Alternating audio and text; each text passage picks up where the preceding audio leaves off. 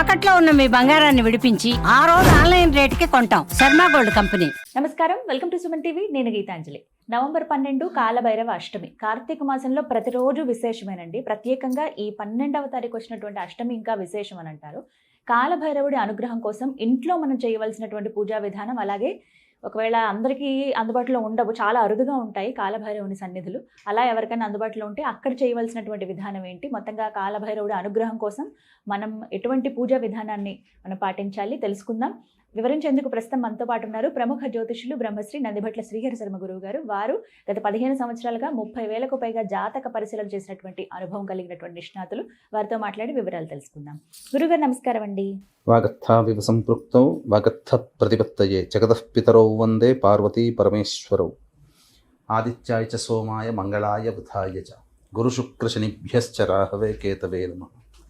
శృంగేరి జగద్గురు పీఠాధిపతులకి, కంచి పీఠాధిపతులకి నమస్కారములు తెలియజేసుకుంటూ కార్యక్రమాన్ని ప్రారంభిద్దాం. గురుగారు, కాలభైరవ అష్టమి వాస్తవం మాట్లాడుకుంటేనండి, ఇంతకు ముందు రోజుల్లో ఇలాగా అష్టమి పూజలని కానీ కాలభైరవుడి సన్నిధి ఒకటి ఉంటుంది, అంటే కాశీ ఇది మాత్రమే తెలుసు. తర్వాత మిగతా తెలంగాణలో అలా అక్కడక్కడ కొన్ని ప్రాంతాల్లో స్వామి గుళ్ళు ఉంటాయని తెలుసు, కానీ చాలా ఎక్కువగా ప్రాచుర్యంలో ఉన్నది లేదు. ఎవరో సాధకులకు, గురువర్యులకు, ఇలా గురు పరంపరలో ఉన్న వాళ్ళకి మాత్రమే తెలుసు, వారు మాత్రమే పూజను ఆచరించేవాళ్ళు. కానీ ఇప్పుడు అందరూ చేసుకుంటున్నారు, ప్రత్యేకమైన దీపారాధన ఒకటి చేస్తారు. మరి ఈ రోజున ఎలా కాలభైరవుడి అనుగ్రహం పొందవచ్చండి? విశేషం ఏంటి? కాలభైరవ అష్టమి మనకు నవంబర్ 12 రేపే. ఆ రోజున అష్టమి తిథితో కూడుకున్నటువంటి ఆశ్లేష నక్షత్రము కూడా ఉంది. ఇది చాలా ప్రాధాన్యత కూడుకున్నట్లేదు, ఎందుకంటే సర్ప నక్షత్రము. జ్యోతిష్య శాస్త్ర ప్రకారము కాలభైరవుని యొక్క అనుగ్రహం కలిగింది అని అంటే ముఖ్యంగా ఎవరి జాతకంలోనైతే శని దోషాలు ఉంటాయి, రాహు దోషాలు అంటే సర్పదోషాలు ఉంటాయి, ఇవన్నీ తొలగించుకోవడానికి అనువైన రోజు రేపు నవంబర్ 12వ తారీఖు నాడు ఉండే కాలభైరవ అష్టమి. అష్టమికి చాలా మంది చెడు అని అనుకుంటారమ్మా, కానీ అష్టమి అనగానే చెయ్యరు. ఎందుకు చేయరమ్మా? మా సిస్టర్ అంటే మా చెల్లెలు పెళ్లి అష్టమి తిథి రోజునే జరిగింది. ముహూర్తాలు ఉంటాయమ్మా, ఉంటాయి, అందులో సందేహం లేదు. అష్టమి తిథిని జయతిథి అని అంటారు.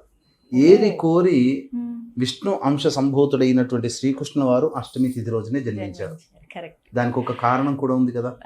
అలాగే ఈ అష్టమి రోజున చేసేటువంటిది ఏ పని అయినప్పటికీ కూడా అది చాలా ప్రభావాన్ని చూపుతుంది. అష్టమికి, అమ్మవారికి అష్టమ్యాం నవంచైవ చతుర్దశ్యాం చైకతేసే అంటే అష్టమి తిథి, నవమి తిథి, చతుర్దశి, అమావాస్య ఇవన్నీ అమ్మవారికి చాలా ప్రీతికరం. పైగా కాలభైరవాష్టమి అన్నప్పుడు మనము చాలా ప్రాచుర్యంలో మనకు లేదమ్మా. మీరు ఇంతకుముందు అన్నట్టుగా ఈ కాలభైరవుని పూజ ఈ దక్షిణాదిని ఇంతకు లేదు, కానీ యుగ యుగాల నుంచి కూడా ఉత్తరాది ప్రాంతం అంటే నార్త్ సైడ్ వాళ్ళు ఎక్కువగా ఆరాధిస్తారు. ఎందుకంటే ఎక్కడ లేని శివాలయాలు నార్త్లోనే ఎక్కువగా ఉంటాయి. మరి ఆ శివాలయాలకి సంబంధించినటువంటి అనగా ప్రముఖ జ్యోతిర్లింగ క్షేత్రమైనటువంటి కాశీ క్షేత్రంలో ఉన్నటువంటి క్షేత్ర పాలకుడు కూడా కాలభైరవుడు.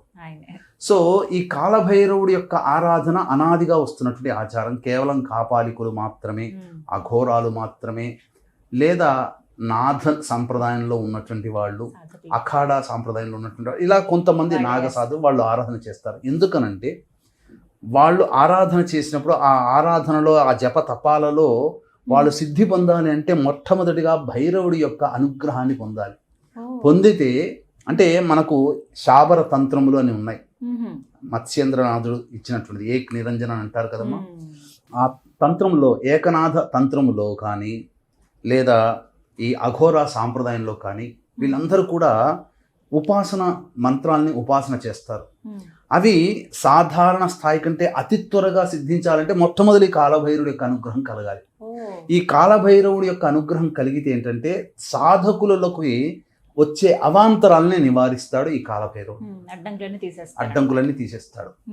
అది అక్కడ బాగా ప్రాచుర్యంలోకి వచ్చింది, మన దగ్గర తక్కువగా ఉన్నది. కానీ ఈ మధ్య అనేక ప్రవచనాల ప్రభావం వల్ల కావచ్చు, మీలాంటి వారు అనేక కార్యక్రమాలు మాతోటి చేయించడం ద్వారా కావచ్చు, బహుళ వ్యాప్తిలోకి ఈ కాలభైరుని యొక్క ఉన్నది రావాలి కూడా.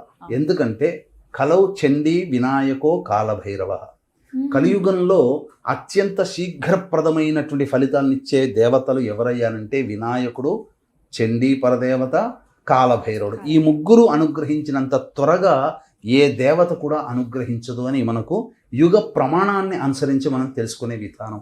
అందున ఈ అష్టమి తిథి అనగా కార్తీక మాసంలో అష్టమి తిథి, అందున కృష్ణపక్షంలో వచ్చేటువంటి అష్టమి తిథి కాలభైరవాష్టమి. ఈ యొక్క కాలభైరవాష్టమికి సంబంధించి కొన్ని విధి విధానాలు ఈ రోజున పాటించాలి. ముఖ్యంగా అంటే ఎవరైతే ప్రధానంగా శని సంబంధమైనటువంటి దోషాలతో ఇబ్బంది పడుతున్నటువంటి వాడు, అంటే ఎవరు, ఇప్పుడు మీనరాశిలో శని సంచారం చేస్తున్నాడు కాబట్టి మేషరాశికి, మీనరాశికి, కుంభరాశికి, మిథున రాశికి, కర్కాటక రాశికి, సింహరాశికి, కన్యా రాశికి, వృశ్చిక రాశికి, ధనుస్సు రాశికి, ఈ మొత్తము 9 రాశుల వరకు కూడా, అంటే మేష, మిథున, కర్కాటక, సింహ, కన్య, వృశ్చిక, ధనస్సు, కుంభ, మీన రాశుల్లో జన్మించినటువంటి వారికి శని దోష ప్రభావాలు ఉన్నాయి. ఎవరి జాతకంలోనైతే రాహువు అష్టమ స్థానంలో ఉంటాడు, ముఖ్యంగా స్త్రీలకి అష్టమం గర్భస్థానం కాబట్టి వంధ్యాదోషాలు.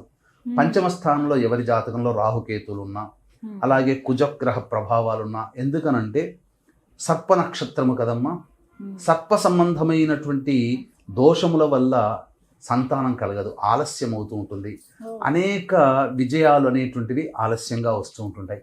ఇటువంటివన్నీ దోషాలు తొలగిపోవడానికి ఈ కాలభైరవాష్టమి చాలా ప్రత్యేకమైనది, ఆశ్లేష నక్షత్రంతో కూడుకున్నటువంటిది. కాబట్టి ఈ రోజున సర్ప సంబంధమైనటువంటి దేవత ఉపాసనతో పాటుగా కాలభైరవుని యొక్క ఆరాధన ఎవరైతే చేస్తారో వాళ్ళకందరికీ కూడా ఇరు దేవతల యొక్క అనుగ్రహం, అంటే చాలా విచిత్రమైనటువంటి కాంబినేషన్స్ మనకి కార్తీక మాసంలో వచ్చాయి. కార్తీక మాసం అంటే కేవలం ఈశ్వరుడనే కాదు, దామోదర నామముతో విష్ణువుని పూజిస్తారు, శివకేశవులకి ఆరాధన. మరి సంబంధించినటువంటి కాలభైరవుడు ఈశ్వర సంబంధించినటువంటి దేవత, ఆశ్లేష నక్షత్రం అంటే సర్పదేవత, మళ్ళీ ఇక్కడ విష్ణు సంబంధం. కాబట్టి ఆశ్లేష నక్షత్రంలోనే జన్మించారు కదా లక్ష్మణుల వారు, అంటే ఆశ్లేష అంటే ఈ వాసుకి సంబంధించినటువంటి అంశతో జన్మించాడు లక్ష్మణుడు, అంటే విష్ణువుతో పాటుగా ఉండేవాడు, శివునితో పాటుగా ఉండేవాడు కాలభైరవుడు. ఇక్కడ రెండు కూడాను వాళ్ళకి సంబంధించినటువంటి కాంబినేషన్ ఏర్పడినటువంటి కారణం చేత కొన్ని నియమాలు అనేటువంటి ప్రతి మానవులు చేయాలి. ముందు రోజు రాత్రి ఏదైతే ఉంటుందో, అనగా ఈ రోజు 11వ తారీఖు రోజున ప్రదోష కాలం నుంచి దీని యొక్క ప్రభావం అనేది ఏర్పడుతుంది. కాబట్టి ప్రదోష కాలం అయిన తర్వాత దేవాలయానికి, శివాలయానికి చేరుకొని రేపు కాలభైరుని యొక్క ఆరాధన చేసుకుంటాను, నాకు శక్తిని ప్రసాదించు మహాదేవ అని చెప్పి ఆ పరమేశ్వరుని, ఆ ఈశ్వరుని, అమ్మవారిని కూడా వేడుకోవాలి. ఆ రాత్రి వీలైతే ఆ సంబంధించినటువంటి కాళికాదేవి యొక్క పూజా విధానం లేదా కాళికాదేవి యొక్క స్తోత్ర పఠనము కనీసం ఒక 8 మార్లకి తగ్గకుండా చేయాలి. చేసి బ్రహ్మచర్య వ్రతము, అలాగే ఫలాహారం తీసుకోవాలి, నిద్రపోవాలి. అమ్మవారిని, అయ్యవారిని అనగా ఈశ్వరుని, అమ్మవారిని ధ్యానం చేసుకుంటూ నిద్రపోవాలి. తెల్లవారి లేచి కాలకృత్యాలు తీర్చుకొని ఇంట్లో దీపారాధన చేయాలి. ఇంట్లో దీపారాధన చేసేటప్పుడు ప్రధానముగా ఈ నల్ల బట్ట, ఈ నల్ల బట్టలో నల్ల మినుములు వేసి, అప్పుడు దాన్ని ఒక ఒత్తిగా, ఇప్పుడు మనం పువ్వొత్తులు అని అంటాం కదా, అలా చిన్న పొట్లం లాగా కట్టి ఒత్తిగా చేసి ఇంట్లోనైనా కానీ ఆవ నూనెతో దీపారాధన చేయాలమ్మా, ప్రత్యేకించి ఆవ నూనెతో. ఇక ఇంటికి నైరుతిలో ఒక గళ్ళ ఉప్పు రాశిగా పోసి, అనగా ఒక విస్తరాకు వేసి దాని మీద గళ్ళ ఉప్పు వేసి రాశిగా పోసి దాని మీద ఆవ నూనెతో దీపారాధన చేయాలి. రేపు మనకు బుధవారం కాబట్టి రాహుకాలంలో సంబంధించినటువంటి పూజా విధానం చేయవచ్చు. ఇక దేవాలయానికి చేరుకొని చేసేటువంటి పరిహారాలు, ఇంట్లో కూడా దీపారాధన చేసుకునే విధానం తెలియజేస్తానమ్మా. వీక్షించేటువంటి ప్రేక్షకులు కూడా నవంబర్ 20వ తారీఖు రోజున అమావాస్య, ఆ రోజున జాతకరీత్యా అనేక రకాల సమస్యలతో బాధపడేటువంటి వాళ్ళకి ఇప్పుడు గురువు కూడా మారాడు అతిచారముతో, దీని ప్రభావం వలన కొన్ని సమస్యలు అనేటువంటివి కలుగుతాయి. కాబట్టి ప్రధానంగా శని సంబంధమైనటువంటిగా మేష, మిథున, కర్కాటక, సింహ, కన్య, వృశ్చిక, ధనస్సు, కుంభ, మీన రాశిలో జన్మించినటువంటి వారికి, అలాగే జీవితంలో ఎదుగుదల కోసం పాటుపడేటువంటి వాళ్ళకందరికీ కూడా జాతకరీత్యా ఉండేటువంటి అనేక దోషాల నివారణకి సర్వదోష నివారణ పూజలు, హోమాలు శ్రీశైల క్షేత్రంలో చేయించడం జరుగుతుంది. అవకాశం ఉన్న వాళ్ళు ఈ యొక్క కార్యక్రమంలో నమోదు చేసుకోవచ్చు. నమోదు చేసుకున్నటువంటి వాళ్ళకి శక్తిపాతం చేసినటువంటి కరుంగలిమాల ఇవ్వడం జరుగుతుంది. నవంబర్ 20వ తారీఖు రోజున సాయంకాలం చేయడం జరుగుతుంది ఈ కార్యక్రమం. కాబట్టి సాయంకాలం 5 లోపల ఈ యొక్క కార్యక్రమంలో మీరు నమోదు చేసుకోవచ్చు. నవంబర్ 20వ తారీఖు. ఇంట్లో ప్రధానంగా కూష్మాండ దీపము అనేటువంటిది కూడా ఏర్పాటు చేసుకోవాలమ్మా. ఇంట్లో వెలిగించవచ్చమ్మా, తప్పు లేదు. కూష్మాండ దీపము అని అంటే బూడిద గుమ్మడికాయని సగానికి కోసి అందులో కొంత ఉన్నటువంటి పదార్థములు తీసి దాని మధ్యలో అందులో ఆవ నూనె వేయాలి. ఈసారి అందరూ నువ్వుల నూనె కానీ లేకపోతే ఆవు నెయ్యి కానీ వేస్తారు. ఆవ నూనె వేసి కూష్మాండ దీపమును వెలిగించి భక్తి ప్రపత్తులతో కాలభైరవ అష్టక పారాయణము అనేటువంటిది చెయ్యాలి. మామూలు ఒత్తి వేయచ్చు, అదేం తప్పులేదమ్మా. ఇక ప్రధానముగా ఈ రోజున నల్ల నువ్వులు మరియు బెల్లము ఇవి నైవేద్యంగా పెట్టవచ్చు. ఇక పఠించవలసినటువంటిది కాలభైరవ అష్టకం, శంకరాచార్య విరచితమైనటువంటిది. దేవరాజ సేవ్యమాన పావనాంఘ్రి పంకజం. ఇక రెండవది వచ్చేసేసి కాలభైరవ స్తోత్రం అని కూడా ఉంటున్నాం, అది చాలా విశేషం. ఆ విధంగా చేయవచ్చు. ఇక మూడవది ఓం జూం సహ కాలభైరవాయ నమః.